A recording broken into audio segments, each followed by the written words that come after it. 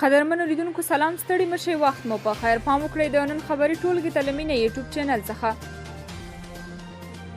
ولسمشر محمد اشرف غني د جاپاني وګړي او افتخاري افغان ډاکټر ناکامورا د وژل کېدو لومړي تلین په اړه پیغام خپور کړی. د ولسمشرۍ ماڼۍ په خبرپاڼه کې ویل شوي دي چې افغانانو ډاکټر ناکامورا ته زیات درناوی درلود. د اوبو مدیریت او د کرنې پراختیا په برخو کې د هغه ارزښتناک خدمتونه به تلپاتې وي. د هغه وحشیانه ترور به ټول هیواد کې د خلکو د غم او خفګان لامل شي. ننګرهار لپاره د داعش ډلې نومول شوی والي ووژل شو. په ننګرهار کې د ملي امنیت ځانګړو ځواکونو تېره شپه د دوو بېلابېلو عملیاتو پر مهال د چپرهار ولسوالۍ په للمه سیمه کې د ننګرهار لپاره د داعش ډلې نومول شوی والي او د ځانمرګو واسکټونو او ماینونو جوړونکی هدایت الله وژلی دی. د افغان سولې لپاره د امریکا ځانګړی استازي زلمي خلیلزاد ویلي چې د بین الافغاني مذاکراتو کې له وروستي پرمختګ سره سم له دواړو لورو سره د مرستې او ملاتړ ترلاسه کولو په موخه قطر او د سیمې هیوادونو ته ځي. ام ډي هلیکوپټر کمپنۍ وایي د امریکا له پوځ سره یې د $40 میلیون په ارزښت یو قرارداد لاسلیک کړ چې پر اساس به یې دا شرکت د افغانستان د هوایي ځواک د سپکو جنګي الوتکو یا ام ډي 530 اف او هلیکوپټر لوجستیک ملاتړ کوي. د دې قرارداد په اساس ام ډي هلیکوپټر کمپنۍ به د ایروزینا په میسا او د افغانستان په کابل کې د افغان هوایي ځواک د الوتکو ترمیم ساتنه او ارتقا په غاړه اخلي. دا کمپنۍ به خپل کار د 2022 د مې میاشتې تر 31 پورې بشپړوي. دې کمپنۍ د افغانستان هوایي ځواک ته تر اوسه 80 سپکې جنګي الوتکې ورکړي دي.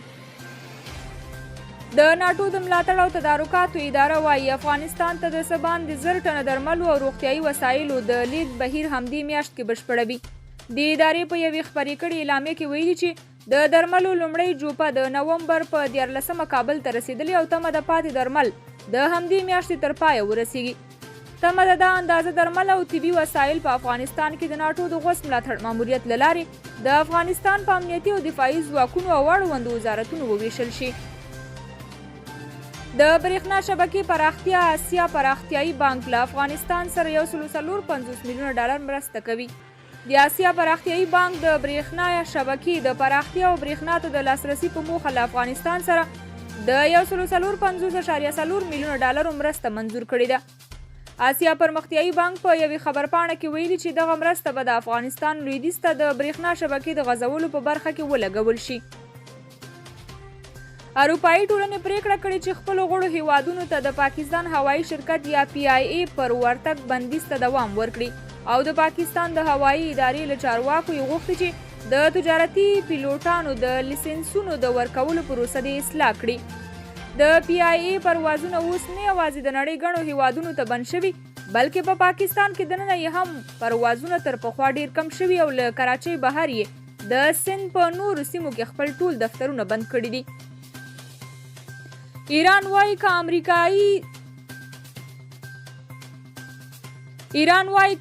تیری وکړي پر اماراتو حمله کوي.